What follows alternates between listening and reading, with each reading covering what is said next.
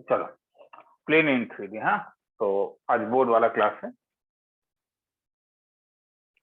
Board का first class.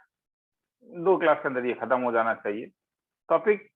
अगर तुम लोगों को स्ट्रेट लाइन समझ में आ गया है तो प्लेन में ज्यादा मुश्किल नहीं होगा। तो सबसे पहले प्लेन का कोई भी डेफिनेशन क्या है, what is plane.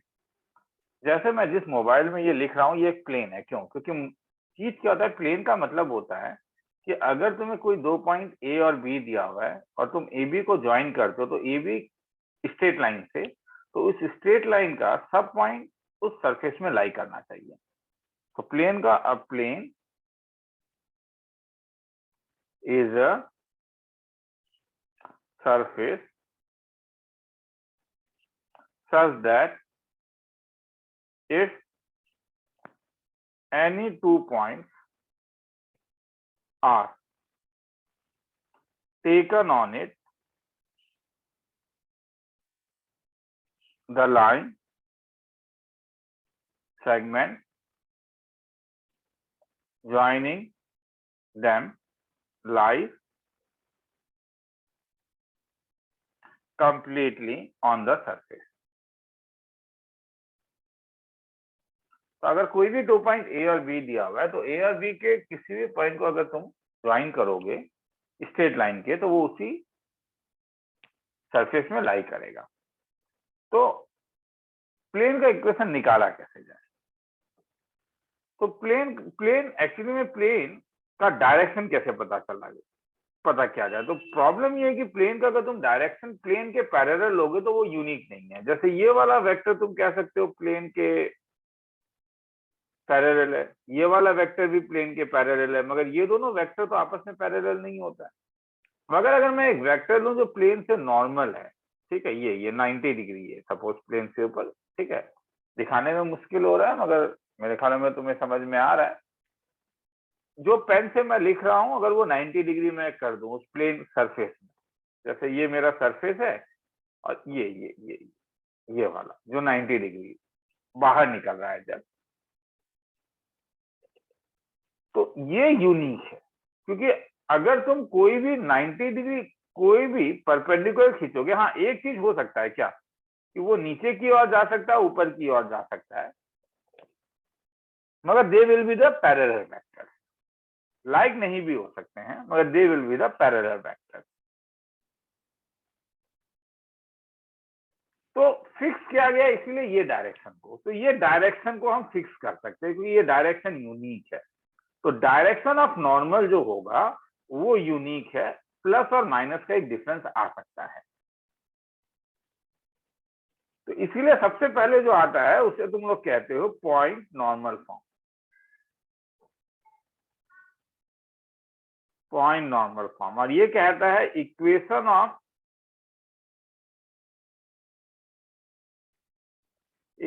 Of plane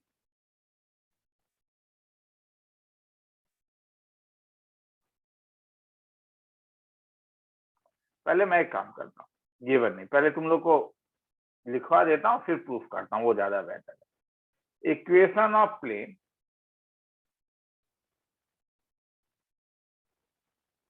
passing through a x1 y1 z1 and having normal with direction ratio ABC is a times of x minus x1, b times of y minus y1, c times of z minus z1 equal to 0। क्यों? ठीक, तो proof करते हैं। Question कह रहा है ये एक प्लेन है जो एक जगह से पास कर रहा है, वो है a x1 y1 और z1। ये नॉर्मल है और नॉर्मल का डायरेक्शन रेशियो है ए बी और सी, और ये पॉइंट पी है, एक्स वाई और जेड वो कोई भी जनरल पॉइंट है। हमारे पास एक रिजल्ट था कि if two line having direction ratio a1 b1 c1 and A2 B2 C2 are perpendicular. दो लाइन अगर परपेंडिकुलर होगा तो उसका कंडीशन था A1 A2 plus B1 B2 C1 C2 equal to 0। तो इस पर्टिकुलर वाले में अगर मैं तुमसे पूछूं कि ये वाला जो एपी लाइन है इसका डायरेक्शन रेशियो क्या होगा, डायरेक्शन रेशियो ऑफ एपी, तो ये तो फाइनल माइनस इनिशियल, तो ये एक्स वाई जेड है, ये x1 y1 z1 है, क्या हो जाएगा x minus x1 x2 minus x minus x1 y minus y1 और z minus z1। Direction ratio of n बार क्या हो जाएगा ABC। अब मुझे क्या मालूम है कि एपी, देखो मैं वेक्टर नॉर्मली ऊपर नहीं दे रहा हूँ, एन में दे रहा हूँ क्योंकि एन केवल लिखने से तो वो दिखेगा नहीं, नॉर्मल जैसा लगेगा नहीं, वरना एपी में नहीं दे रहा हूँ। तो एपी कहाँ पे लाई करा है, AP lies on plane, very good. तो अगर एपी प्लेन में लाई करा है इसका मतलब क्या हुआ, AP is perpendicular to normal, नहीं क्या। तो एपी का डायरेक्शन रेशियो अभी तुमने देखा था x minus x1 y minus y1 और क्या z माइनस z1, ये वाला। नॉर्मल का डायरेक्शन रेशियो तुम्हारा दिया हुआ है ABC, ये वाला। तो इनका जो करस्पॉन्डिंग डॉट प्रोडक्ट होगा A1 A2 मतलब A times of x minus x1 B times of y minus y1 C times of z minus z1 का वैल्यू क्या हो जाएगा, 0 हो जाएगा। किसी को देखना है तो देख लो, फिर आगे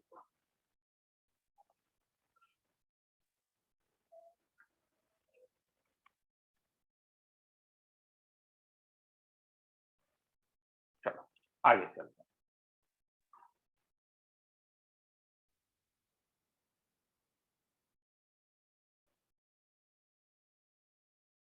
टाइमर निकाल देता हूँ।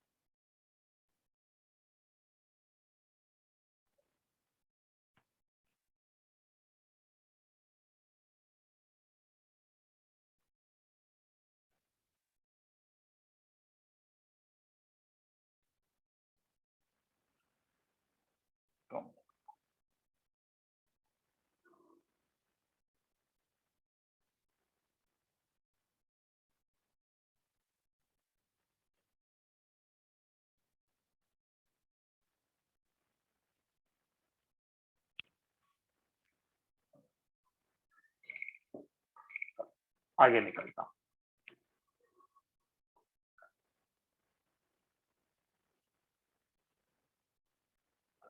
Fine,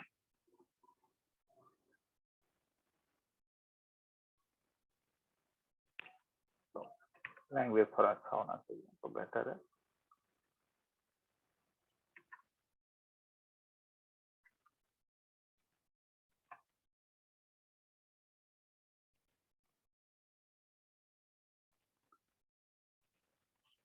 fine,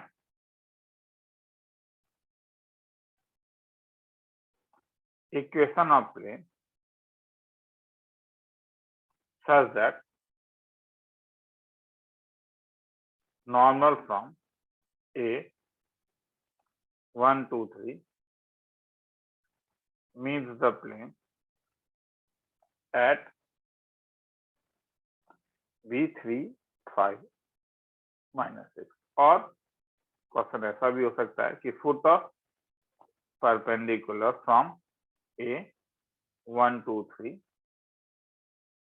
to the plane is B3 5 और minus 6। 10 सेकेंड देता हूँ सम करने के लिए।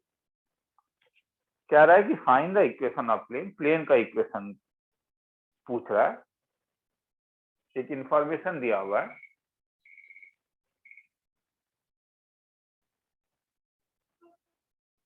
और जोड़ते टाइमर का कि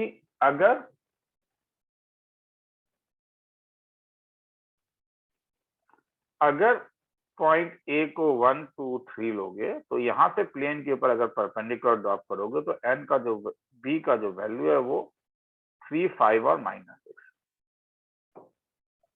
तो to get equation of plane मुझे दो चीज चाहिए, क्या, एक मैं कहता हूं मुझे पोजीशन ऑफ प्लेन चाहिए। तो क्या यहाँ पोजीशन ऑफ प्लेन दिया है, क्या बोलोगे, हाँ दिया हुआ, क्या पोजिशन ऑफ प्लेन मतलब कहाँ से पास कर रहा है, तो ये मुझे पता चल गया x1 y1 z1, क्योंकि प्लेन कहाँ से पास, ए से नहीं, प्लेन पासेस थ्रू कहाँ से पास कर रहा है, बी, जो इक्वेशन क्या है 3, 5 और क्या -6।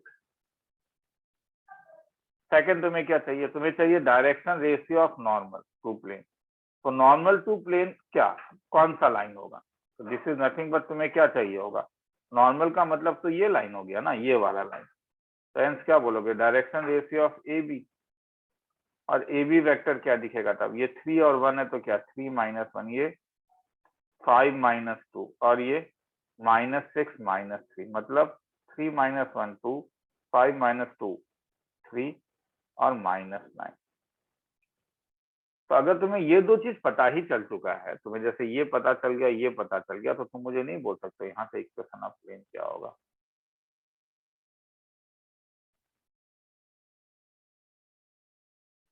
इक्वेशन ऑफ प्लेन होगा ax - x1 plus by - y1 plus c z - z1 equal to क्या 0। तो दिस इंप्लाइज a का मतलब क्या 2 x - 3 प्लस 3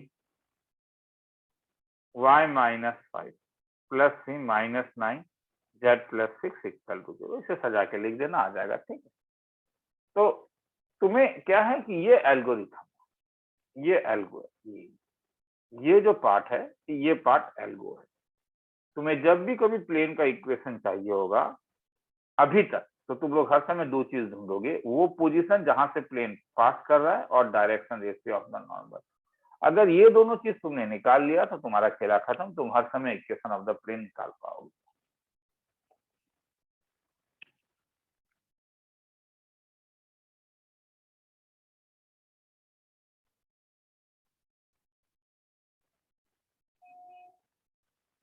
चलो आगे निकलो, 10 सेकंड का एक टाइम दे रहा हूं, लिखना है तो लिख।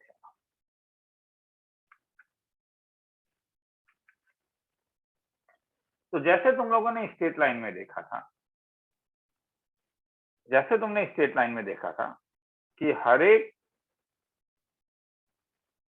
फॉर्म में तुम्हें दो फॉर्म मिलता था, एक वेक्टर फॉर्म और एक कार्टेशियन फॉर्म। तो ऊपर अभी हमने कार्टेशियन फॉर्म किया है, सेम चीज अब हम लोग वेक्टर फॉर्म का भी निकाल सकते हैं। Vector form of a plane, तो equation of plane having n bar as normal vector to the plane and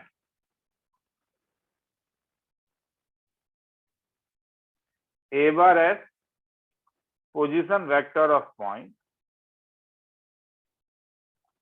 from where plane passes is r dot n is equal to a dot n, where r dot is any general point on plane. मतलब r कैसा दिखेगा, x i plus y j plus z k, और ये किसका position vector है, ये point उस position vector है एक्स वाई जेड का। क्यों, अरे क्यों, तो ये तो और आसान है, मुझे तो लग रहा है ये इससे ऊपर वाले से ज्यादा आसान नहीं है। क्यों, क्योंकि तुम जानते हो कि ये ए ऑफ ए से पास कर रहा है और ये पी ऑफ आर, ओरिजिन कहीं बाहर लाई कर रहा है, ओरिजिन कहीं बाहर लाई कर रहा है, ठीक है। प्लेन में भी लाई कर सकता है, मैं नहीं कर रहा हूँ, नेसेसरी नहीं है। और ये इसका नॉर्मल वेक्टर है। तो एपी वेक्टर कैसा दिखेगा, एपी तो फाइनल माइनस इनिशियल दिखेगा, ओपी माइनस होए, तो एपी वेक्टर तुम्हें कैसा दिखा, r minus a. Normal, normal to plane कैसा दिखा, एन बार। तो एपी क्योंकि प्लेन में लाई कर रहा है इसलिए एपी परपेंडिकुलर टू एन है, तो क्या होगा, परपेंडिकुलर देखते ही दिमाग में क्या आता है कि डॉट प्रोडक्ट 0 होगा, मतलब आर माइनस ए डॉट एन, तो डॉट तो इसमें डिस्ट्रीब्यूट कर जाएगा, तो are dot N minus A dot N is equal to 0। इसका मतलब are dot N is equal to क्या, ए डॉट एन। खेला खत्म। किसी को देखना है तो देख लो, 10 सेकंड का टाइम दे रहा हूँ वीडियो को स्टॉप करके लिखने के लिए।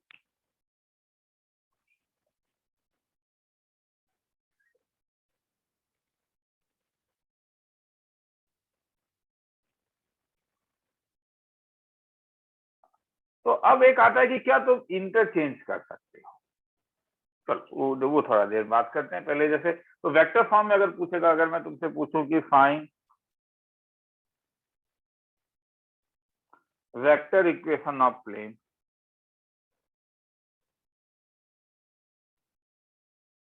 passing through a point whose position vector is 2i cap minus j cap plus k cap and perpendicular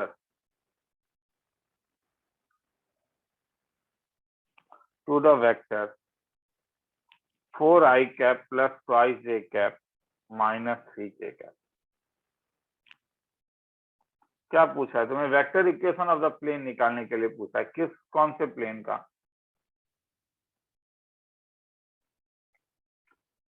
तुम्हें तुमसे पूछ रहा है कि vector equation of the plane निकालो, कहां से पास करे?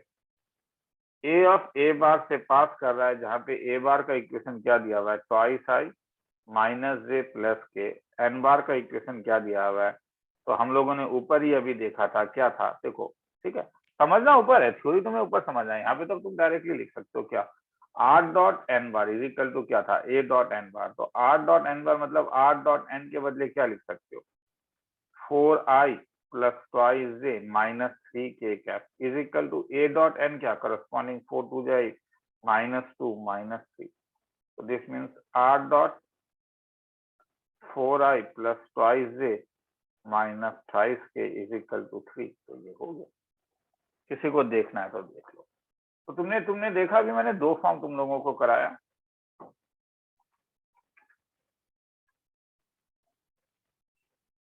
अब इसे ब्रेक करते हैं, ठीक है,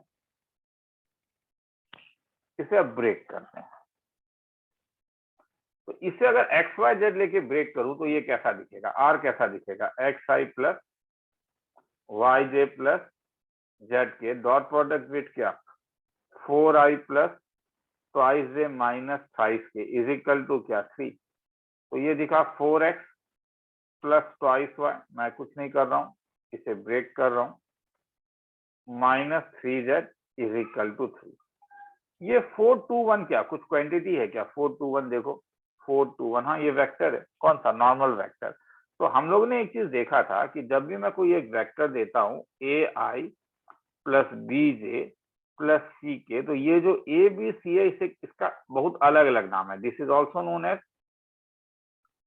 component of vector along x y z. This is also known as direction ratio of vector b. दोनों बात सेम है। तो ये जो 423 है वो क्या है? 423 किसी का कंपोनेंट है। किसका कंपोनेंट है? नॉर्मल वेक्टर का। तो ये direction ratio of the normal vector. तो ये जो तुम्हें क्वांटिटी यहाँ पे मिल रहा है 423 -3, this is the direction ratio of normal to plane.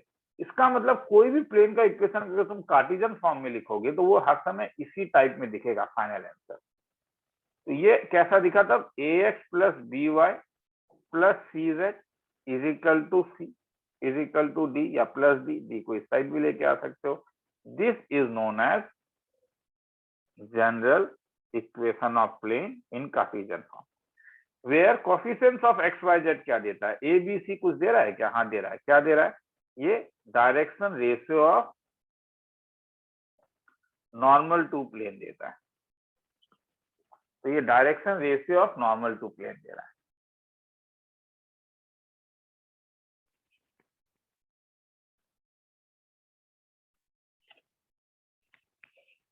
चलो आगे चलो।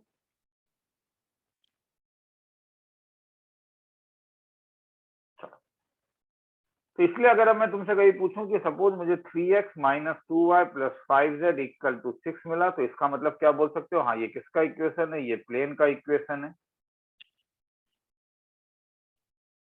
मैं 3D में पूछ रहा हूँ, ये प्लेन का इक्वेशन है। और यहाँ पे डायरेक्शन रेशियो ऑफ नॉर्मल क्या है?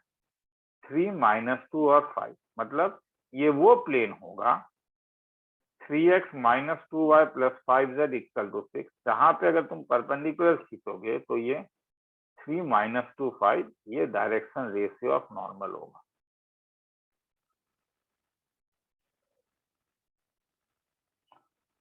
कुछ एक चीज जीरो भी हो सकता है, 3x + 4y = 8। हाँ, 2D में अगर बोलोगे तो ये 2D में तुम्हें एक स्ट्रेट लाइन देता है, मगर मैं 2D में नहीं, 3D में ये तुम्हें क्या देगा, तो इसका मतलब ये 3x + 4y + 0z = 8 हो रहा है। तो ये पॉसिबल है ना, तब यहाँ पे direction ratio of normal to plane क्या हो जाएगा, एक 3 हो जाएगा, एक 4 हो जाएगा और एक क्या हो जाएगा, 0।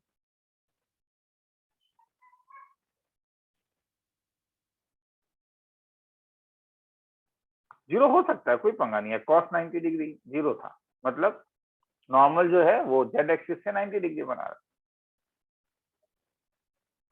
एक भी जीरो हो सकता है, वो तो तुम यहीं पे देख सकते हो। ये अगर मैं x लेता हूँ, ये अगर मैं y लेता हूँ, तो ये जो प्लेन है, ये प्लेन का इक्वेशन क्या है, ये प्लेन xy प्लेन है, और xy प्लेन का इक्वेशन होता है z = 0, क्योंकि यहाँ पे z 0 होता है, क्योंकि ये ओरिजिन से पास कर रहा है, इसका हाइट 0 है। तो जब तुम z = 0 लिखते हो तो ये हो जाएगा 0x + 0y + 1 × z = 0। तो direction ratio of xy plane क्या होगा, 0 0 1। xy प्लेन ये वाला प्लेन, तो अब xy प्लेन का क्यों हुआ डायरेक्शन रेशियो, क्योंकि अगर तुम इसका नॉर्मल खींचोगे तो वो z के पैरेलल है, इसलिए वो x एक्सिस के साथ भी 90 डिग्री बना रहा है, y एक्सिस के साथ, इसके साथ भी वो 90 डिग्री बना रहा है, नहीं क्या, और इसके साथ वो 0 डिग्री बना रहा है। लिखना है तो लिखिए।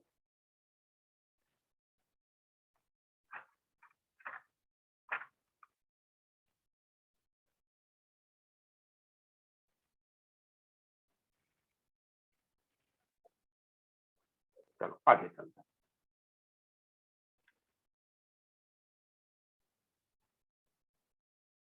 Equation of plane passing through 3 points.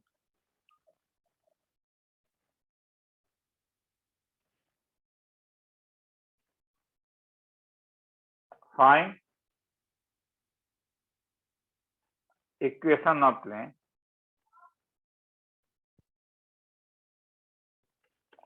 passing through A 2 2 - 1, B 3 4 2 and C 7 0 6।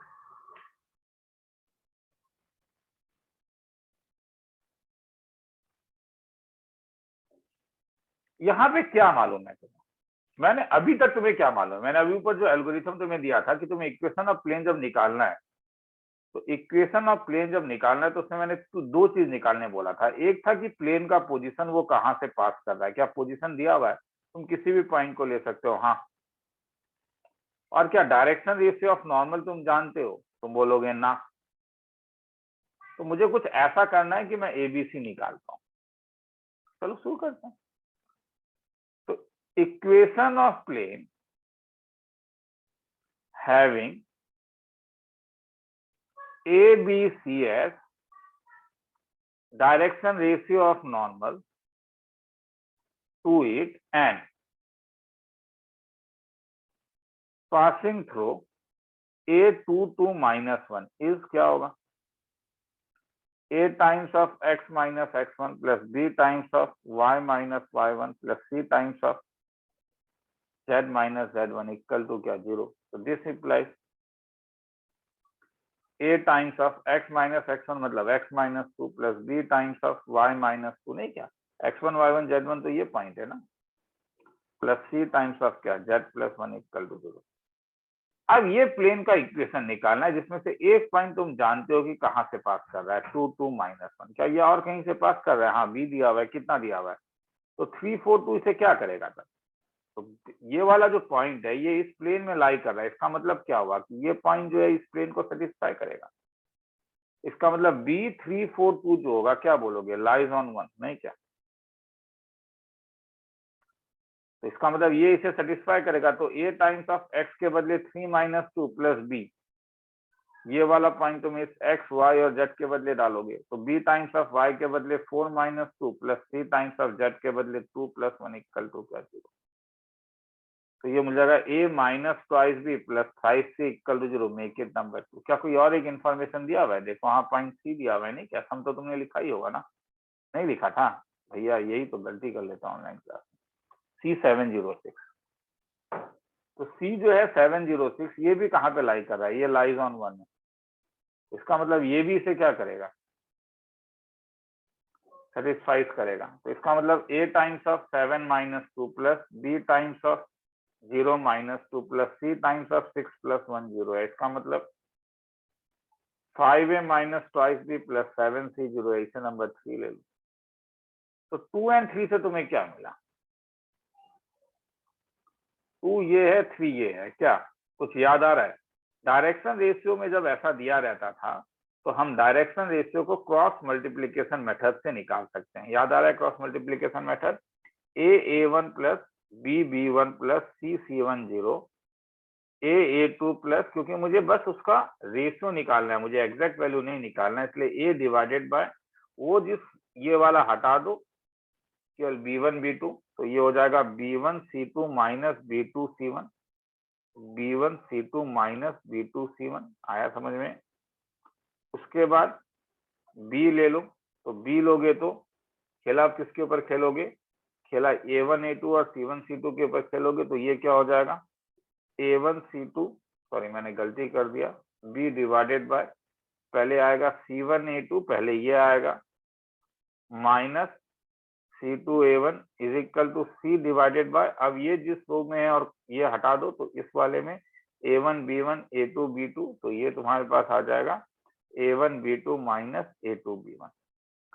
ये स्ट्रेट लाइन में तुम लोगों ने क्या होगा? एक्चुअली में अगर स्ट्रेट लाइन नहीं किया तो थोड़ा हार्ड भी है ये टॉपिक समझना। -14 plus 6 is equal to b divided by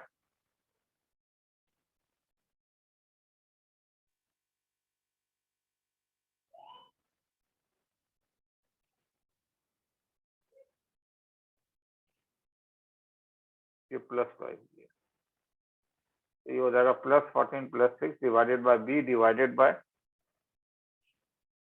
15 minus 7 c divided by -2 minus 10। Hence a by 20 is equal to b by 8 is equal to c by -12। तो डायरेक्शन रेशियो ऑफ नॉर्मल क्या आ गया? Direction ratio of normal आ गया 28 और -12, सबको 4 से divide कर सकते हो, तो 5 2 और -3। तो तुम्हें क्या मिला तब? तुम्हें डायरेक्शन रेशियो ऑफ नॉर्मल मिल गया क्रॉस मल्टीप्लीकेशन से, क्या? 5 2 -3। तुम्हें पोजीशन भी मिला कि वो किसी भी पॉइंट को ले सकते हो, जैसे ए को ले लो, कहाँ से पास कर रहा है? 2 2 -1।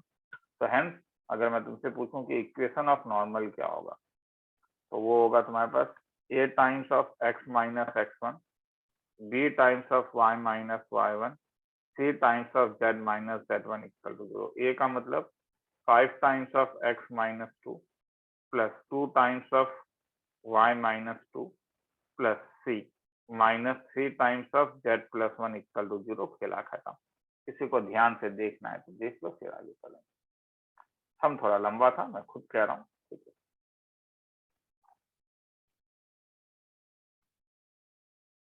तो ये होगा equation of plane passing through 3 point. तो एल्गोरिथम समझ में आया क्या है? मैं एल्गोरिथम बोल देता हूँ, क्या एल्गोरिथम है। ऐसे में normally equation of plane passing through 3 point में क्या किया जाता है कि एक पॉइंट को लेके तुम उसे पॉइंट नॉर्मल फॉर्म में इक्वेशन ऑफ प्लेन को लिख लोगे। उसके बाद क्या करोगे? रिमेनिंग 2 पॉइंट उसे सेटिस्फाई करेगा, क्रॉस मल्टीप्लीकेशन से तुम वैल्यूज निकाल लोगे। ठीक है, तो इसलिए इसका जो एल्गोरिथम है वो अपना अपना एल्गोरिथम क्या था? इसका जो एल्गोरिथम है वो है, सबसे पहले, ठीक है, अगर 3 पॉइंट्स दिया होगा, ऑन प्लेन दिया होगा, तब भी कि right equation of plane as a times of x minus x1 plus b times of plus c times of z minus z1 equal to 0। और जो रिमेनिंग पॉइंट तुम्हें b x2 y2 और z2 और c x3 y3 और z3, वो इसे क्या करेगा? ये दोनों इसे सेटिस्फाइज करेगा। तो हेंस क्रॉस मल्टीप्लिकेशन से get direction ratio ABC by cross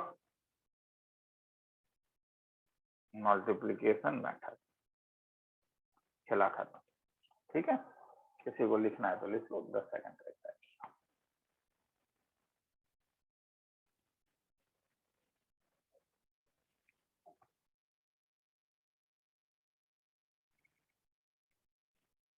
आगे निकलो। अब इसी को अगर मैं वेक्टर फॉर्म में बोलूं, equation of plane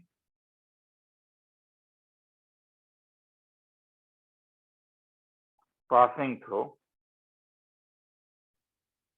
3 points whose position vector is a bar, b bar and c bar।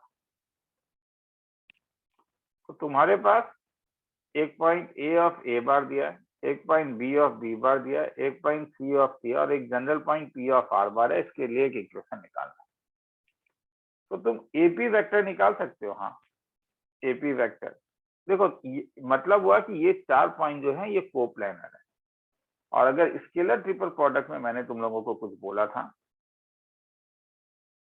Scalar triple product जब मैंने करवाया था तो मैंने एक कंडीशन दिया था कि यू वी डब्ल्यू ये 3 वेक्टर अगर कोप्लानर होंगे तो इनका स्केलर ट्रिपल प्रोडक्ट जो था वो 0 था। मतलब u cross v dot w जो था वो 0 होता है। स्केलर ट्रिपल प्रोडक्ट में ये करवाया गया था। ठीक है, अगर भूल गए हो तो तुम्हें वो वाला वीडियो देखना पड़ेगा। तो यहाँ पे वेक्टर्स क्या है, तुम बोलोगे सर ए बी सी, गलत बोल रहे हो। ए बी सी अगर मैं ओरिजिन यहाँ लेता हूँ तो ये वेक्टर ये कहाँ पे, ये 3 वेक्टर कहाँ पे कोप्लानर है, सुन ना। कौन कौन से कोप्लानर है? ए बी वेक्टर कोप्लानर है, ए बी वेक्टर कोप्लानर और ए सी, ये 3 वेक्टर प्लेन में लाई कर रहे हैं। ये प्लेन का नाम पाई दे देता हूँ। इसीलिए यहाँ पे अगर मैं पूछूं कि direction ratio of AP vector, जिसे मैं सपोज यू बोल देता हूँ, तो ये क्या था, ये फाइनल माइनस इनिशियल था, ओपी माइनस ए, तो ये दिखेगा आर माइनस ए।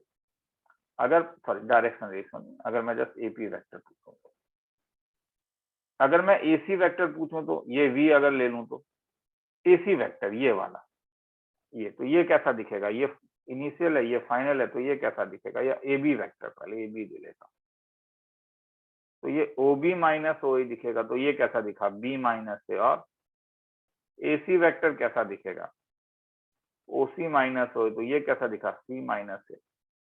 मगर तुम क्या जानते हो कि ये AP vector, a b vector और एसी वेक्टर कहाँ पे लाई कर रहा है, ये लाइज ऑन प्लेन। इसका मतलब अगर मैं इसका स्केलर ट्रिपल प्रोडक्ट लूंगा ए बी और ए सी, तो ये क्या हो जाएगा, 0। हेंस कैसा दिखेगा, ये आर माइनस ए, ये बी माइनस ए और ये क्या, C minus A is equal to क्या, 0। This can be written as क्या, R minus A dot product with क्या, B minus A cross product with क्या, C minus A is equal to क्या, 0। इसे और कैसा लिख सकते हो, तब इसे लिख सकते हो आर माइनस ए डॉट प्रोडक्ट क्या, इसे अगर ब्रेक करोगे तो ये क्या देगा, बी क्रॉस सी, उसके बाद यह क्या देगा, माइनस बी क्रॉस ए, फिर ये क्या देगा, माइनस ए क्रॉस सी। मगर मैं जानता हूं कि ए क्रॉस ए 0 होता है, तो वो लिखने का जरूरत नहीं है, इज इक्वल टू 0। मुझे माइनस अच्छा नहीं लगता और मैं जानता हूं कि u क्रॉस v जो था ये minus of v cross u हो जाता था। इसीलिए अगर मैं इसे r माइनस ए डॉट प्रोडक्ट में लिखूंगा तो ये कैसा दिखेगा, b क्रॉस c दिखेगा, फिर a क्रॉस b दिखेगा, फिर c क्रॉस a दिखेगा, इज इक्वल टू क्या, 0। खेला खत्म। किसी को दिखना है तो देख लो, फिर आगे चलो। समझ में आया? तो ये वेक्टर का फॉर्म है, ये और नॉर्मली हम ये करते नहीं, नॉर्मली हम ये काम करते नहीं है। चीजें अगर वेक्टर में भी दिया रहता है तो हम हर समय उसे स्केलर में ही चेंज करते हैं, वो ज्यादा इजी होता है हमारे लिए। और फिर उसे स्केलर में चेंज करके आंसर निकाल के फाइनली उसे वेक्टर में चेंज लिख देना। मतलब मेरा कहना है, मैं आगे चल रहा हूँ, ठीक है, मेरा कहना है कि सपोज ऊपर वाला ही सम अगर वेक्टर फॉर्म में दे दे, जैसे प्रॉब्लम तुमसे पूछेगा find vector equation of the plane passing through the point whose position vector are twice I plus twice j minus के 3i plus 4j plus twice के एंड 7i प्लस 6k। तो मेरा कहना है कि जब भी तुम्हें 3 पॉइंट फॉर्म दिया रहेगा प्लेन का, तो प्रेफर करो कार्टेशियन फॉर्म। अब कार्टेशियन फॉर्म के लिए तुम्हें क्या करना होगा? कार्टेशियन फॉर्म के लिए तुम्हें पोजीशन वेक्टर अगर ये दिया है तो इसका करस्पॉन्डिंग ये करस्पॉन्डिंग पॉइंट ए कैसा दिखेगा? 2 2 -1 नहीं क्या? इसका करस्पॉन्डिंग पॉइंट बी अगर मैं ले लूं और ये इसका करस्पॉन्डिंग सी ले लूं तो बी कैसा दिखेगा? 3 4 2। और सी में तुम अगर ध्यान से देखोगे तो जे गायब है, इसलिए ये कैसा दिखेगा? 7 0 6।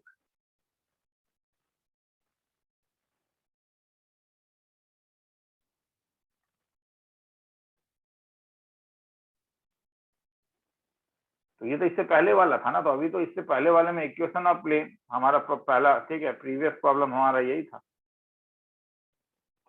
तो उस तरीके से तुम अगर इक्वेशन ऑफ प्लेन निकालोगे तो तुम्हारा फाइनल आंसर आएगा 5x plus 2y minus 3z equal to 17। और फाइनली तब इसे अगर चेंज करना चाहते हो तो क्या लिख सकते हो? xi प्लस yj प्लस क्या z के डॉट प्रोडक्ट विथ क्या क्या हो जाएगा? ये अब 5i, ये 5, ये 2 है और ये -3 है, तो plus 2j minus 3k is equal to क्या? 17। तो हेंस आर डॉट क्या? तो चला खत्म। समझ में आया? तो अगर क्वेश्चन में वेक्टर फॉर्म भी दिया हुआ है तो बेटर है कि उसे तुम वेक्टर फॉर्म से नहीं करके कार्टेशियन फॉर्म से करोगे। हाँ, और फिर फाइनली उसे वेक्टर फॉर्म में चेंज कर दोगे। R dot N is equal to, वही था ना वेक्टर फॉर्म में। अंतर क्या है? अंतर ये था कि कार्टेशियन फॉर्म में अगर ax plus by plus cz plus d is equal to 0 है तो इस ए बी सी से तुम निकाल सकते हो R dot N is equal to क्या? Minus D. डी को उस साइड लेके चले जाओ।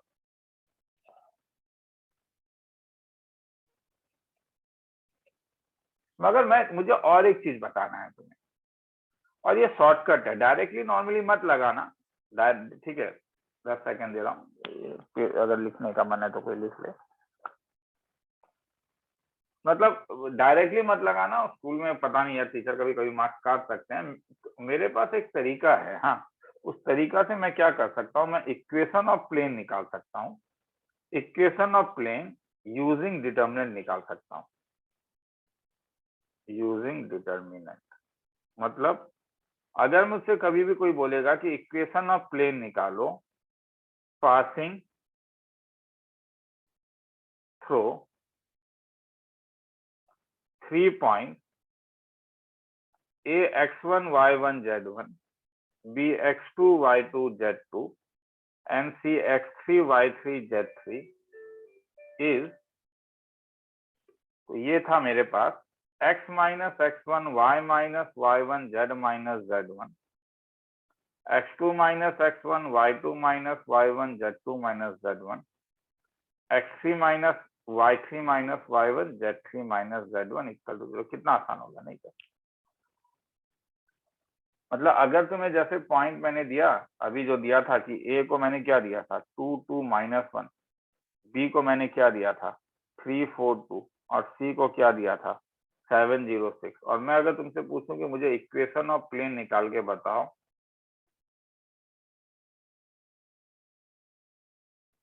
Passing through a b and c is, तो जब मॉड लोगे तो पहले x माइनस इसके रेस्पेक्ट में लिख लो क्या 2, फिर y माइनस 2 और z प्लस 1, फिर इसमें और इसमें क्या लिख सकते हो 3 और 2 है तो क्या 3 माइनस 2, फिर 4 माइनस 2 और फिर 2 माइनस ऑफ माइनस 1, फिर 7 के रेस्पेक्ट में क्या लिख सकते हो 7 माइनस 2, फिर 0 माइनस 2 और फिर 6 माइनस 1 इज इक्वल टू क्या 0। तो समझ में आया? तो ये तरीका है। सर होता क्या है? तो क्या करोगे, बड़ा आसान है कि तुम, ठीक है, पहले इसके रेस्पेक्ट में ये पोजीशन दे देता है, उसके बाद ये 3 4 2 जो है वो पुटअप कर देना, आंसर आ जाएगा। ये आने का रीजन तुम्हारे पास ऊपर है, कहाँ पे सर, कहाँ पे रीजन? ये ये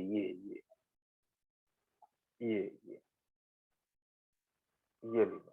क्या तुम्हें अभी याद आ रहा है कि हम लोगों ने जब स्केलर ट्रिपल प्रोडक्ट किया था तो हम लोगों ने एक चीज कहा था कि अगर ए वेक्टर मुझे a1i plus a2j plus a3k दिखे, बी वेक्टर मुझे b1i plus b2j plus b3k दिखे, और सी वेक्टर मुझे c1i plus c2j plus c3k दिखे, तो box of A B C जो होगा वो determinant of a1 a2 a3 b1 b2 b3 और c1 c2 c3 होता है।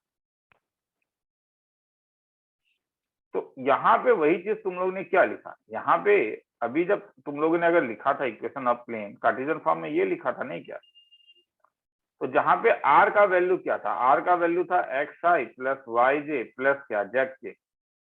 ए एक पोजीशन वेक्टर था तो कैसा दिखेगा, x1i y1j और कैसा z1k। बी एक पोजीशन वेक्टर कैसा दिखेगा, x2i plus y2j plus z2k।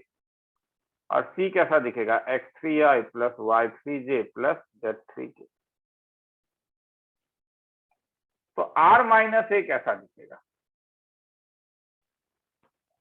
x minus x1i bar plus y minus y1j bar plus z minus z1k बार।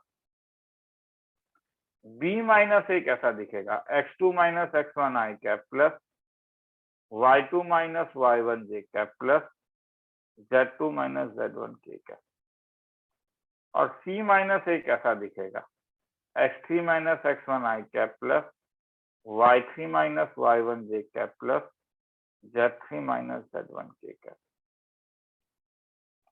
तो इसलिए box of r minus A, b minus A और c minus ए अगर zero है तो इसका मतलब कि ये जो कंपोनेंट लोगे तुम, ये जो कंपोनेंट लोगे क्या मिलेगा, x minus x1 y minus y1 z minus z1, x2 minus x1 y2 minus y1 z2 minus z1 और x3 minus x1 y3 minus y1 और क्या z3 minus z1 is equal to 0 से रखा था।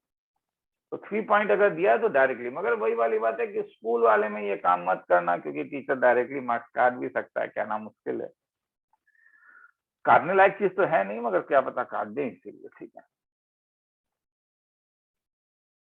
तो यहां से आगे चलते हैं, ठीक है। किसी को लिखना तो लिख सकते, 10 मिनट का टाइम।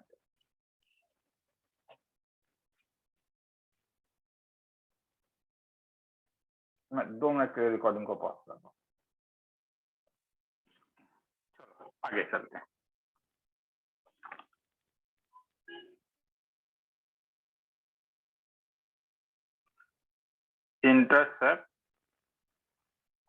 intercept form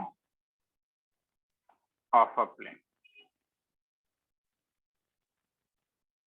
ये कार्टेशियन में आता है equation of plane having x, y and z intercept as a0 0 0 b0 and 0 0 c is, ये जो स्ट्रेट लाइन में जो पढ़ा था वैसा ही 2D जैसा है, बस z by c एक एक्स्ट्रा आ जाता है। तो पहला तो उसमें एक ये चीज है कि इंटरसेप्ट मतलब क्या है, तो अगर तुम कोई भी प्लेन ड्रॉ करते हो, सपोज वो z एक्सिस को a0 0 में कट करता है,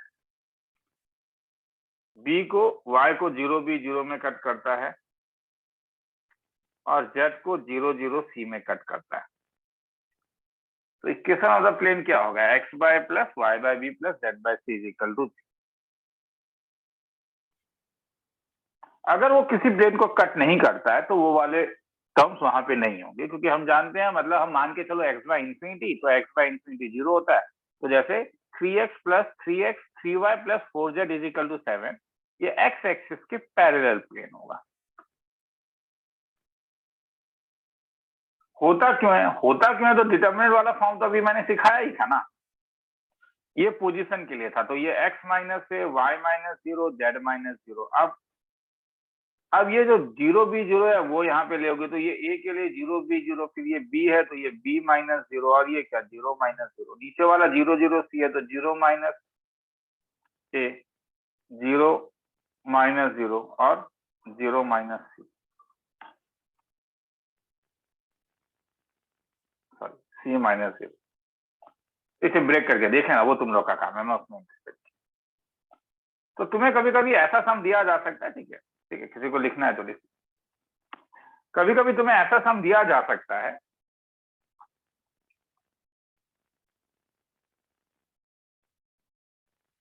ठीक है, पॉज करके लिख लो।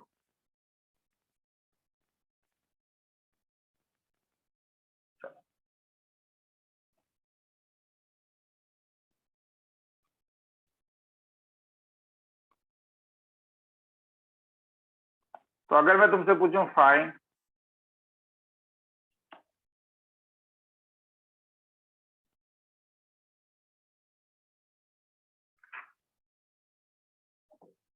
Equation of plane which meets axis in A, B and C given that centroid of triangle ABC is 3, 4, -2. Solution.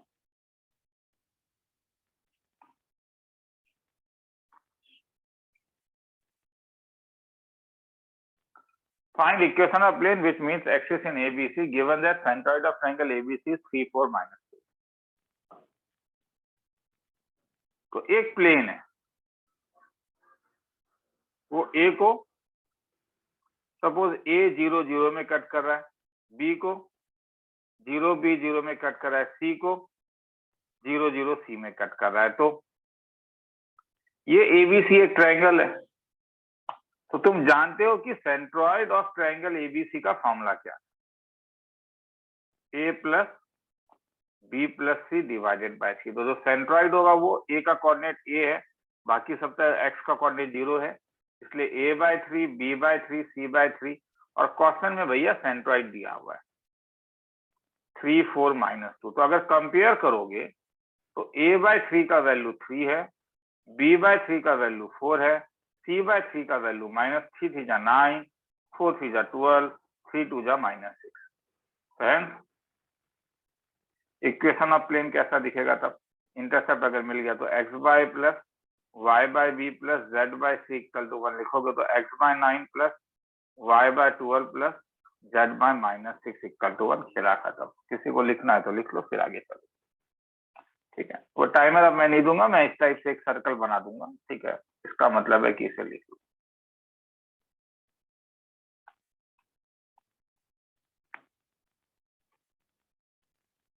चलो,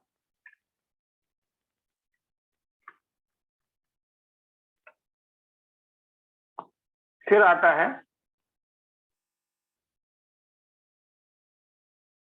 normal form of a plane.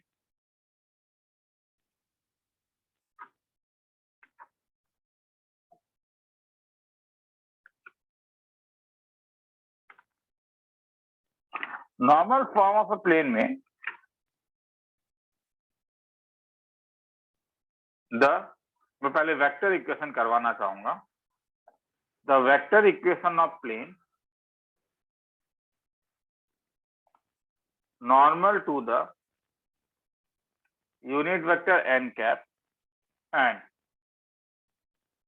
Eight a distance d from origin या p at a distance p from origin is r dot n cap is equal to p, जहां पे p distance है तो इसलिए वो कभी भी नेगेटिव नहीं होगा, ठीक है। क्यों? दिखने से तो ये वही वाला फॉर्म लग रहा है मेरे ख्याल में। क्या बोलते हैं तुम्हारे पास normal vector form. Normal n cap के लिए ये इंपॉर्टेंट है कि ये यूनिट वेक्टर हो, तब इसका एक फिजिकल सिग्निफिकेंस है कि ये परपेंडिकुलर डिस्टेंस फ्रॉम ओरिजिन देता है। तो सपोज ये ओरिजिन है और p 0 नहीं है, इसका मतलब है कि ओरिजिन से अगर एक परपेंडिकुलर ड्रॉप करोगे तो इसका लेंथ तुम्हें मालूम है वो p है। तो mod of O N, magnitude तुम्हें p दिया हुआ है और ओ एन का जो यूनिट वेक्टर है वो n कैप दिया हुआ है। तो ओ एन वेक्टर कैसा दिखेगा? ये दिखेगा मैग्नीट्यूड मल्टीप्लाइड बाय उसी डायरेक्शन का यूनिट वेक्टर। तो ओ एन वेक्टर कैसा दिखा? ओ एन वेक्टर दिखा P into N cap.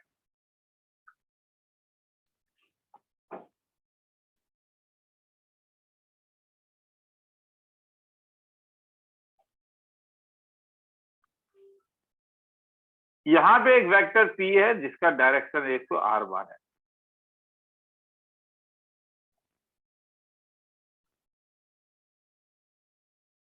OP vector क्या है तब?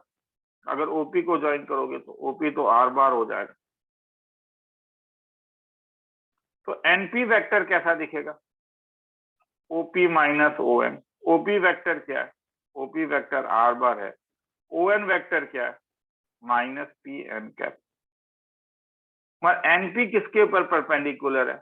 ओ एन के ऊपर परपेंडिकुलर है, नहीं क्या? एनपी जो है वो तो ओ एन के ऊपर परपेंडिकुलर है, क्योंकि एनपी तो उस प्लेन में लाई कर रहा है। तो इसका मतलब एनपी डॉट ओ एन क्या होगा? 0। एनपी क्या था? R minus P N cap dot O N क्या था? P N cap is equal to 0। मतलब are dot P N cap minus, distribute कर रहा हूं, P square into N cap dot N cap is equal to 0। P बाहर आ जाएगा तो are dot N cap is equal to P square, क्योंकि N cap into N cap modulus of N cap का whole square हो जाएगा, जो बच चुका है। एक पी कैंसिल हो गया तो are dot N cap is equal to P. मगर ये इंपॉर्टेंट है कि ये नॉर्मल वेक्टर का यूनिट वेक्टर, अगर ये यूनिट वेक्टर है तभी पी जो है वो परपेंडिकुलर डिस्टेंस देगा। ठीक है, पहले एक सम करवा देता हूं, फिर मेरे ख्याल में लिखोगे तो बेटर है। कि सपोज मैंने तुम्हें एक जनरल वेक्टर फॉर्म दिया है कि R dot I plus twice J plus twice के इज इक्वल टू -3। इसे नॉर्मल फॉर्म में चेंज करो। तो दो चीज देखना है, एक ये नॉन नेगेटिव होना चाहिए नॉर्मल फॉर्म में अगर चेंज करना है तो, और क्या होना पड़ेगा? ये एक यूनिट वेक्टर होना पड़ेगा। मतलब इसका मैग्नीट्यूड क्या था? 1 स्क्वायर प्लस कंपोनेंट का स्क्वायर 9 इज इक्वल टू 3। तो इसे अगर मैं 3 से डिवाइड कर देता हूं तब क्या होगा? अगर मैं इस वेक्टर के मैग्नीट्यूड से इसे डिवाइड कर देता हूं तो ये -3/3। तो नॉर्मल फॉर्म क्या मिला तब? नहीं, ये नहीं होगा। क्यों? ये नेगेटिव क्यों? माइनस इधर लेके आना होगा। तो -1/3 आई कैप माइनस 2/3 जे कैप माइनस 2/3 के कैप इज इक्वल टू 1। हाँ, this is the normal form. और अब ये 1 तब एक फिजिकली ये कुछ एक चीज देता है। क्या फिजिकल सिग्निफिकेंस है, ज्योमेट्रिकल सिग्निफिकेंस है? ये perpendicular distance of plane from origin देगा। तो समझ में आया नॉर्मल फॉर्म में क्या होगा? यूनिट वेक्टर चाहिए होगा। ठीक है, ऊपर से शुरू करता हूं। किसी को लिखना है तो पहले ये लिख लो।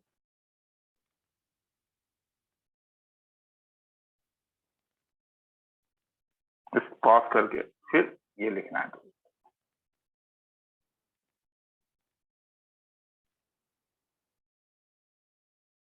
आगे चलता हूं। तो मैं जानता हूं कि अगर मुझे एक वेक्टर वी बार कभी दिया हुआ है, v1 आई कैप प्लस v2 जे कैप प्लस v3 के कैप, तब ये v1 v2 v3 जो था वो डायरेक्शन रेशियो ऑफ नॉर्मल होता था या v था। और यही अगर मैं v कैप बना दूं यहाँ पे, तो ये जैसे n1 आई कैप प्लस n2 मैग्नीट्यूड से अगर डिवाइड कर दूं n3 के कैप, तब ये n1 n2 n3 जो था ये तब मुझे डायरेक्शन कोसाइन ऑफ v दिखाता है, v कैप। तो डायरेक्शन कोसाइन यूनिट वेक्टर का कंपोनेंट डायरेक्शन कोसाइन वो ज्यादा स्पेशल चीज दिखाता है, वो डायरेक्शन कोसाइन हो जाता है। तो इसका मतलब है कि अगर तुम्हें कभी ax plus B Y plus C Z is equal to D दिया हुआ और डी पॉजिटिव है, तो ये जनरल फॉर्म है, ये नॉर्मल फॉर्म नहीं है। क्यों? ये इसलिए जनरल फॉर्म है क्योंकि अब ए बी सी अभी डायरेक्शन रेशियो है।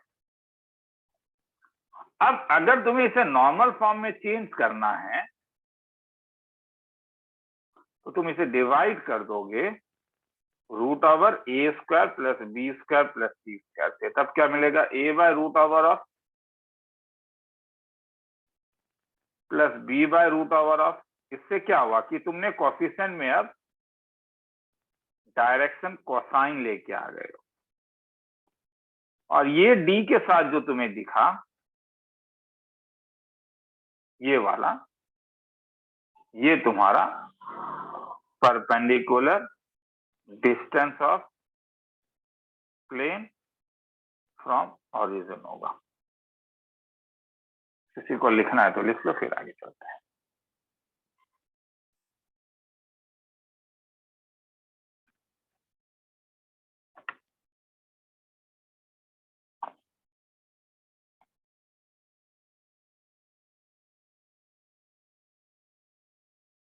चलो,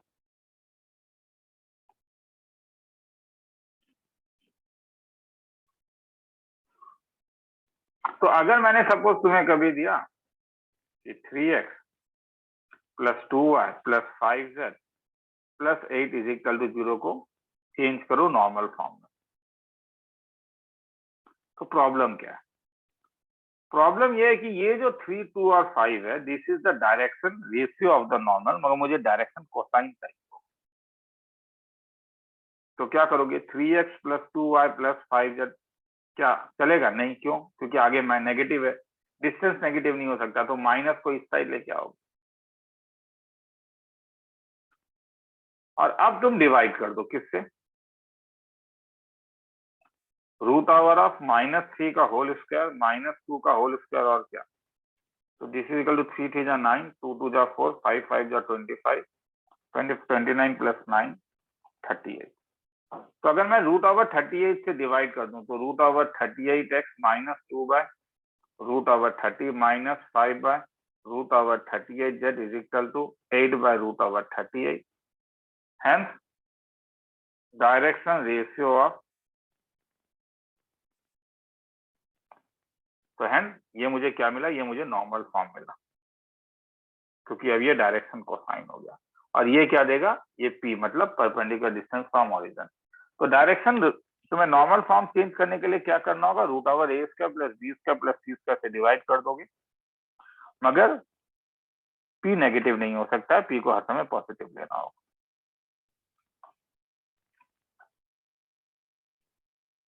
चलो आगे चलते हैं।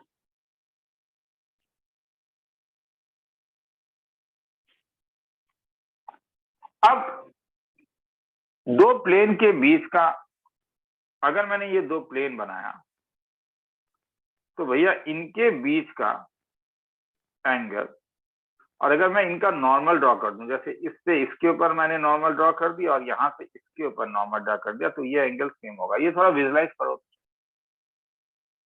नहीं क्या, एक प्लेन का नॉर्मल और उसके 90 डिग्री नॉर्मल दोनों क्या होगा, विजुलाइज करके देखो। हाँ होगा, दोनों लाइन सेम है, तो इसका मतलब मैं जानता हूं कि एंगल बिटवीन प्लेन जो होगा, अगर एंगल बिटवीन प्लेन को मैं थीटा लेता हूं और तुमसे पूछता हूं कि तुम एंगल बिटवीन नॉर्मल्स बोल पाओगे, तो एंगल बिटवीन नॉर्मल्स भी क्या होगा, थीटा ही होगा। तो अब जो हेडिंग है उस हेडिंग का नाम है एंगल बिटवीन प्लेन। सपोज तुम्हें दो प्लेन दिया हुआ है, एक प्लेन π1 है, नॉर्मली π1 से डिनोट किया जाता है a1x plus b1y plus c1z equal to d1। एक प्लेन π2 है, अब यहाँ पे d2 d1 को नेगेटिव होने का जरूरत नहीं है, ऐसा केस नहीं है, कुछ भी हो सकता है, c2z is equal to d2। 2 minute हो।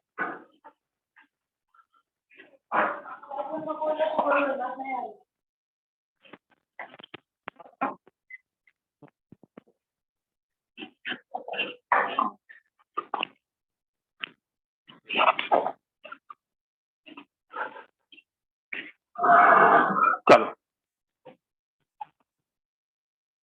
तो इससे क्या मिला था तुम्हें, तो डायरेक्शन रेशियो ऑफ इसका नॉर्मल क्या होगा, a1 b1 c1, और इसका a2 b2 c2।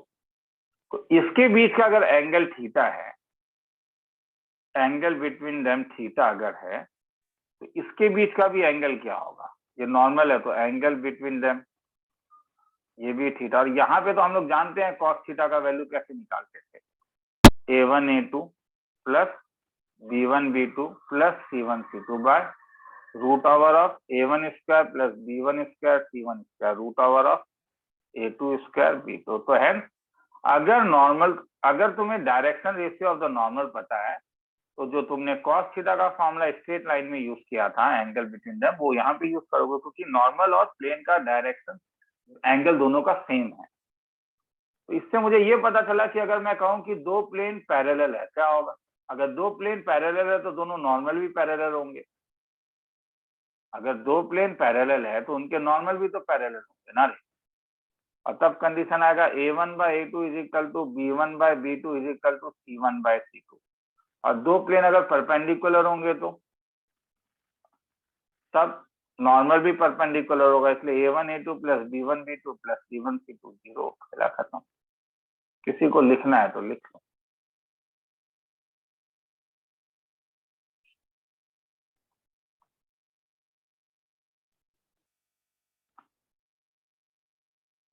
Find lambda if plane 3x minus 2y plus 4z equal to 6 and lambda x plus y plus 3z is equal to 8 are perpendicular. तो क्या होगा भाई, अभी जो कंडीशन दिया था कि डायरेक्शन रेशियो भी क्यों निकालोगे, डायरेक्टली बोलो ना, क्या होगा a1 a2 प्लस क्या 90 डिग्री है तो c1 c2 क्या होगा 0, क्योंकि मैं जानता हूँ प्लेन φ1 इज परपेंडिकुलर टू φ। तो a1 a2 कितना हो जाएगा 3 लैम्डा, b1 b2 कितना हो जाएगा -2 प्लस 4 3 12 इज इक्वल टू 0। तो लैम्डा का वैल्यू निकालो।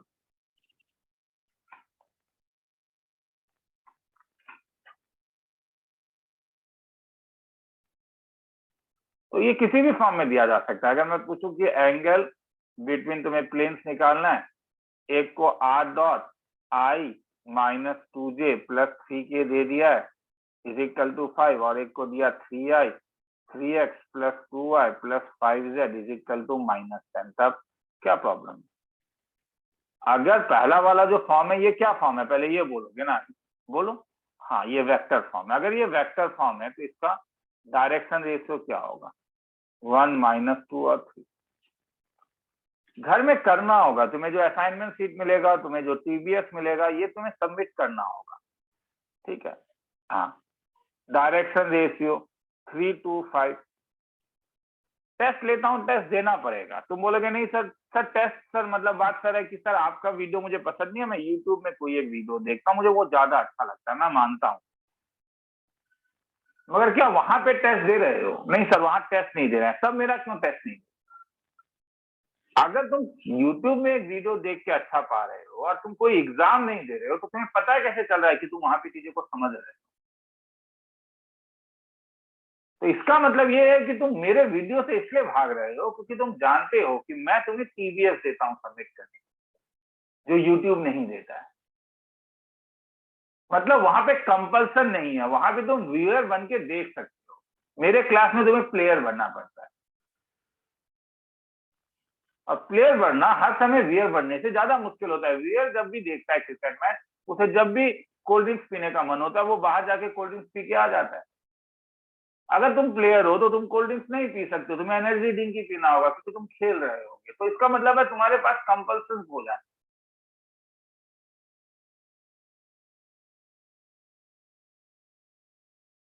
चलो आगे चलते हैं।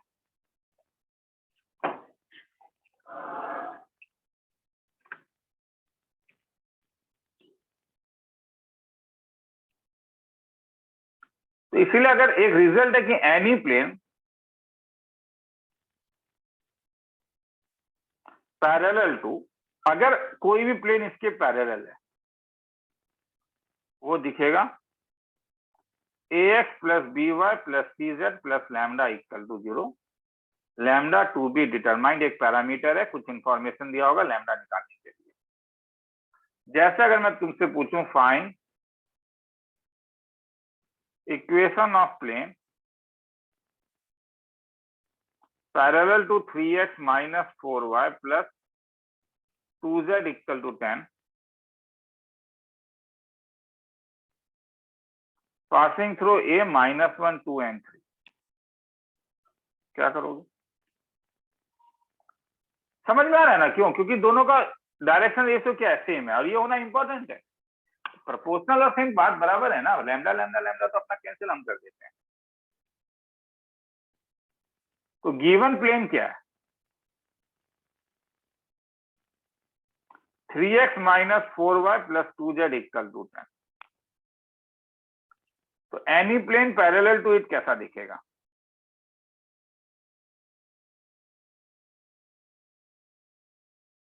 थ्री एक्स - 4y + 2z = लैम्डा। कॉन्स्टेंट टर्म चेंज होगा, बाकी सब तो सेम होगा। अब क्या कह रहा है? ये वो प्लेन है, समझ में आ रहा है? ये एक प्लेन है, इसके पैरेलल तुमने एक प्लेन खींचा, मगर ये पास कहां से कर रहा है? ए से पास कर रहा है। तो क्या होगा? ए -1 2 3 से क्या करेगा? इसे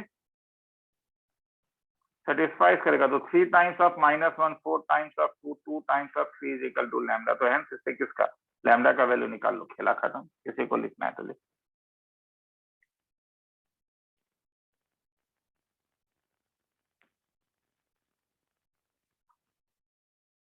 चलो आगे चल रहा हूं।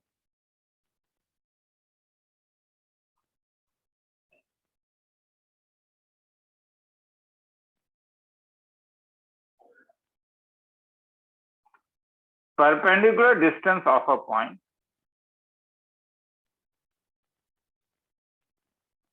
from a plane। Suppose proof करने के लिए जहां पे जो अच्छा होता है मैं वो यूज कर रहा हूं, यहाँ पे प्रूफ करने के लिए मेरे लिए ज्यादा अच्छा वेक्टर फॉर्म है, तो मैं वेक्टर फॉर्म से प्रूफ कर रहा हूं। सपोज ये पॉइंट ए ऑफ ए बार दिया हुआ, तो मुझे ये परपेंडिकुलर डिस्टेंस ए एन चाहिए। मुझे इसका डायरेक्शन पता है, ये 90 डिग्री है, तो ये एन बार के पैरेलल होगा।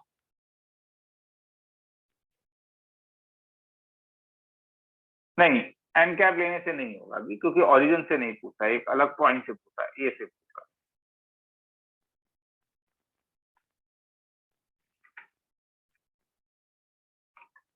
चलो शुरू करते हैं।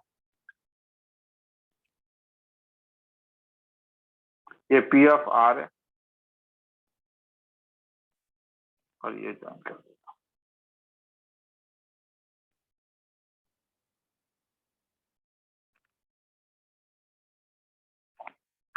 एपी वेक्टर कैसा दिखेगा? Are minus,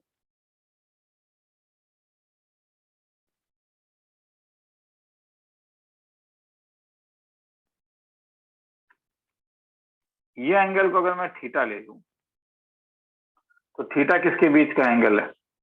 angle between AP vector of N bar का, इसलिए कॉस थीटा कैसा दिखेगा? AP dot N divided by क्या? मॉड ऑफ एपी और मॉड ऑफ एन। आप ए एन को क्या लिख सकते हो अगर इस ट्राइंगल में बात करो तो? ये ट्राइंगल में ये हाइपोटेन्यूज है, ये थीटा है, तो ये वाला जो हो जाएगा ये क्या हो जाएगा? ये एपी कॉस थीटा हो जाएगा।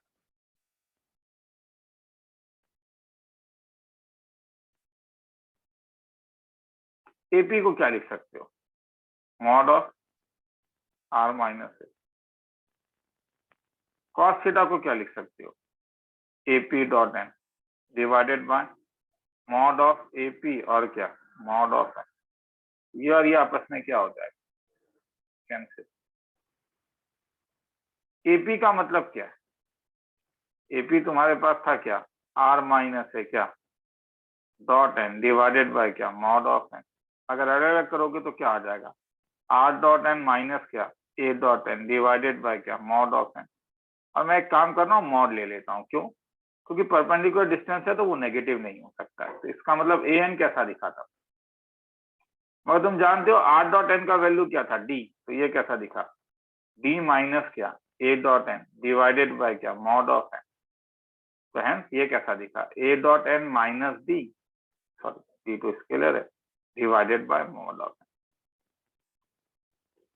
तो अब मेरा कहना है कि ये कार्टेशियन में, ठीक है, तुम्हें एक्चुअली में वेक्टर में जरूरत नहीं पड़ेगा रे, मैं प्रूफ दिखाने के लिए वेक्टर फॉर्म मेरे लिए आसान था इसलिए मैं दिखा रहा था।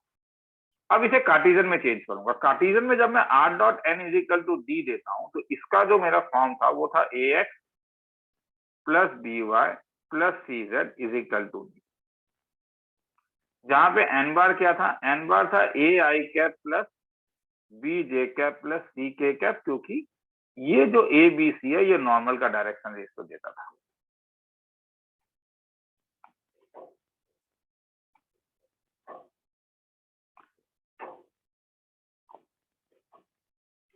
ए एक पोजीशन वेक्टर, ए का पोजीशन वेक्टर था, तो अगर मैं इसको कुछ x1 ले लूं, y1 ले लूं, z1 ले लूं तो ये कैसा दिखेगा, ये x1 आई कैप प्लस y1 जे कैप प्लस z1 के कैप दिखेगा। तो a डॉट n कैसा दिखा, ये दिखा a x1 प्लस इस दोनों का dot product component wise a x1 plus b y1 plus c z1। तो हेंस an कैसा दिखा तब, mod of a dot n कैसा दिखा a x1 plus b y1 plus c z1 minus d, और मॉड ऑफ n मतलब इस वाले का मैग्नीट्यूड और इसका मैग्नीट्यूड कैसा दिखा, रूट ओवर ऑफ क्या, a square plus b square plus c square, hence got the result. क्या माइनस नहीं, अब मैं d को इस साइड लेके आ रहा हूं, तो इसलिए अगर मैं तुमसे पूछूं कि अगर ये मेरे पास प्लेन दिया हुआ है जहां पे मुझे एक पॉइंट मालूम है a x1 y1 z1, plane का इक्वेशन सपोज दिया हुआ है ax plus B Y plus C Z plus D is equal to 0, तो अगर मैं परपेंडिकुलर डिस्टेंस an निकालने का चाहता हूं तो ये होगा मॉड ऑफ इस x y z के बदले x1 y1 z1 डालोगे, तुम बोलोगे सर ये हम लोग ने क्लास 11 में स्ट्रेट लाइन में किया था, एग्जैक्टली वही formula.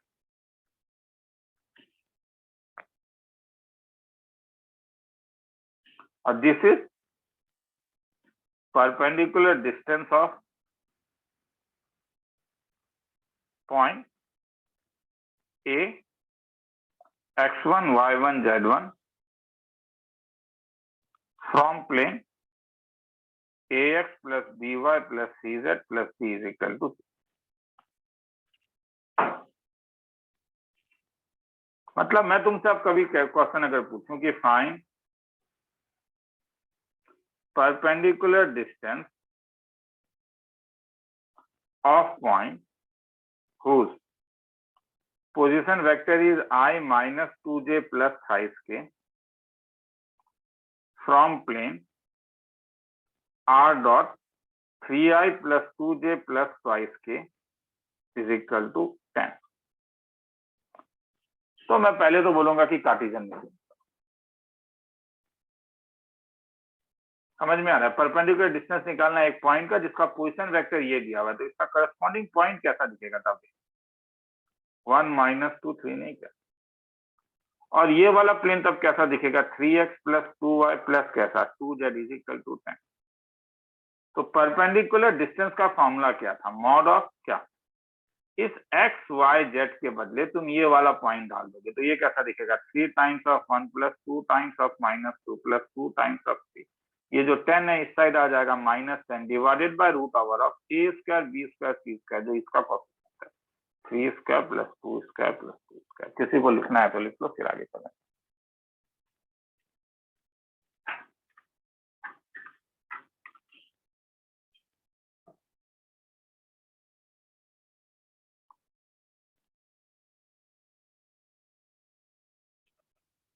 Equation of plane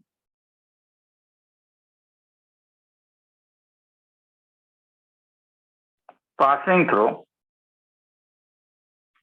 2 points and perpendicular to given plane।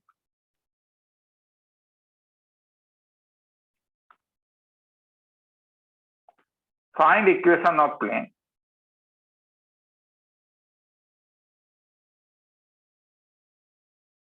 passing through a 1 minus 2 3 3 1 2 and perpendicular to the plane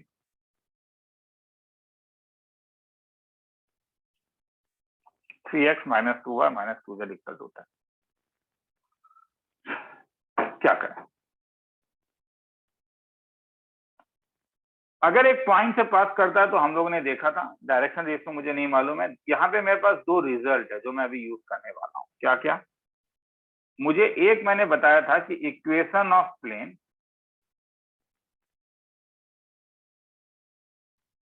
passing through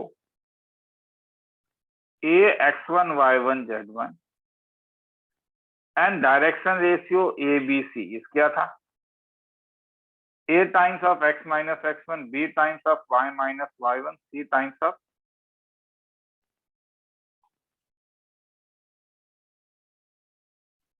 और इक्वेशन ऑफ प्लेन सॉरी और इफ दो प्लेन अगर दिया हुआ है a1x plus b1y plus c1z plus d1 equal to 0 और a2x plus b2y plus c2z plus d2 is equal to 0 और ये अगर परपेंडिकुलर है तो क्या कंडीशन था? a1 a2 plus b1 b2 plus c1 c2 is equal to क्या थी? तो ये दो अगर एल्गोरिथम तुम्हें याद है तो इस सम का कोई औकात नहीं है कि वो तुम्हें हिला पाए कि तुम जाके व्हाट्सएप वेब देखना शुरू करो, क्योंकि क्वेश्चन मुझे मालूम है वो कहाँ से पास कर रहा है, ए से पास कर रहा है, और डायरेक्शन मुझे क्या नहीं मालूम है, मुझे पर उसका डायरेक्शन रेशियो ऑफ नॉर्मल नहीं मालूम है। तो अगर मैं मान के चलूं कि let A B C be the direction ratio of normal to plane with a 1 minus 2 3 as its position, तब इक्वेशन ऑफ प्लेन क्या होगा? a times of x minus 1, b times of y plus 2 और c times of z minus 3 is equal to 0। अब और क्या information दिया हुआ है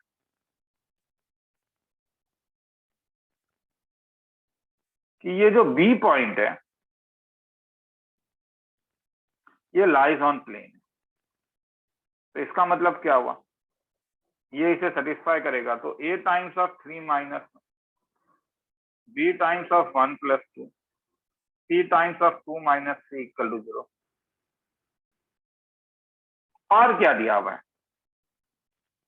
कि प्लेन जो है, इसे 1 ले लेता हूं, इसे 2, तो प्लेन 1 इज क्या? परपेंडिकुलर टू क्या? 3x minus 2y minus 3z equal to 10। तो कंडीशन क्या था? इसका डायरेक्शन रेशियो है ए बी सी, इसका है 3 माइनस 2 माइनस 2, तो क्या मिलेगा? Thrice A minus 2b minus twice equal to 0, ये नंबर 3। तो हेंस तुम्हें क्या मिला? तुम्हें ये दो केस मिला, तो ये दो केस का मतलब क्या हुआ? हेंस एक मिला twice A plus thrice B minus C equal to 0 और एक thrice A minus twice B minus twice C equal to 0। तो हेंस ए डिवाइडेड बाय, अब तो डायरेक्शन रेशियो क्रॉस मल्टीप्लिकेशन होता है, 3 टू जा minus 6 minus 2, B divided by minus 3 plus 4, c divided by minus 4 minus 9।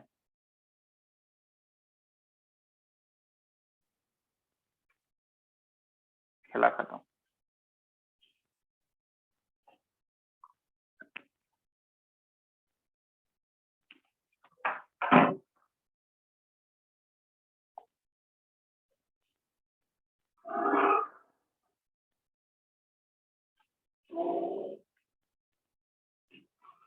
चलो आगे चलो, लिखना है तो आया समझ में? तो ये दो एल्गोरिथम देखोगे, क्योंकि वो यहां से पास कर रहा है तो तुम ये फॉर्म लिख सकते हो, ये पॉइंट इसे क्या करेगा? सेटिस्फाई करेगा, परपेंडिकुलर है, और जैसे तुम्हें दो ऐसा मिलता है तो क्रॉस मल्टीप्लीकेशन में से एबीसी निकल गया, खेला खत्म। मतलब अब इसे बहुत अलग अलग तरीके से देखा जा सकता है। सेम चीज को मैं तुम्हें कह सकता हूँ कि मुझे इक्वेशन ऑफ प्लेन निकाल के दो जो एक जगह से passing through point and perpendicular to अब 2 planes हो जाएगा। तो ये ऊपर वाला ही थ्योरी है ना रे। अगर मैं तुमसे पूछता हूं कि find equation of plane passing through A1 2 3 and perpendicular to plane 3x minus 2y minus and x minus 2y minus 2z equal to 5। तो क्योंकि तुम्हें पोजीशन मालूम है, कहां से पास कर रहा है,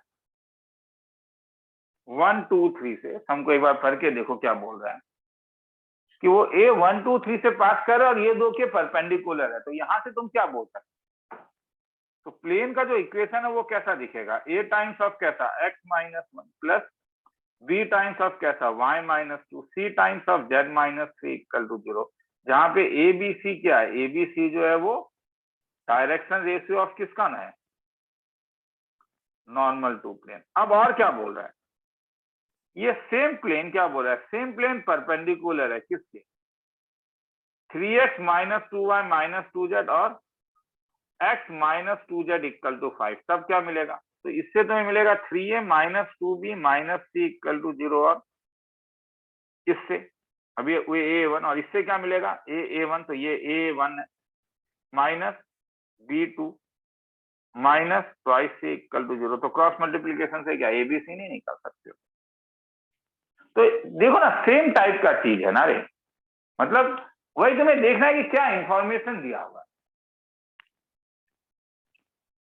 क्योंकि a1 प्लस b1 यहाँ पे वो वाला यूज हो रहा है, यहाँ पे यूज हो रहा है a1 प्लस b1 प्लस क्या c1 का वैल्यू 0 है। अब सेम समय अब ऐसा है कि ये एक प्लेन है और प्लेन इस लाइन के पैरेलल है, तब जब नॉर्मल बनाओगे तो ये 90 डिग्री हो जाएगा। अब अगर इस लाइन का डायरेक्शन रेशियो तुम्हें मालूम है a1 b1 c1 और प्लेन का डायरेक्शन रेशियो तुम्हें मालूम है a2 b2 c2, तो ये 90 डिग्री होने के कारण कंडीशन क्या बनेगा, a1 a2 प्लस क्या b1 b2 प्लस क्या c1 c2 is equal to क्या 0।